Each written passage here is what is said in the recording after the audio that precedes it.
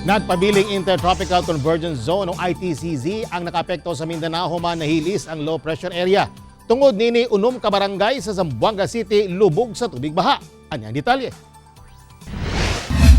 126 ka mga banay ang nihiklin gikan sa barangay Talisayan padulong sa Temporary Evacuation Center sa Talisayan Elementary School sa Zamboanga City human gisulod ang ilang mga balay og tubig baha. Gibaha usab ang barangay Ayala, San Jose Guso, Tugbungan ug Tumaga.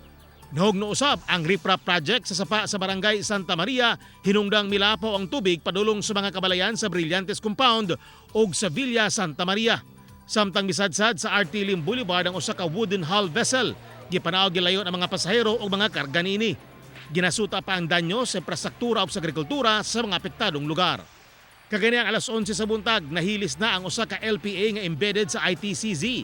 Tungod sa ITCZ, makasinati og kusog nga mga pag-ulan ang pipila ka lugar sa Zamboanga Provinces, Northern Mindanao ug Caraga Region. Gipahimangnuan ang katawhan sa mga lugar nga magbantay sa posibleng landslide ug mga pagbaha. Sa Zamboanga Peninsula, makasinati gihapon sa mapanganuron nga kalangitan, inubanan sa katag-katag na hinay nga tuna sa kasarangan ug panalagsang pagbundak sa kusog na ulan.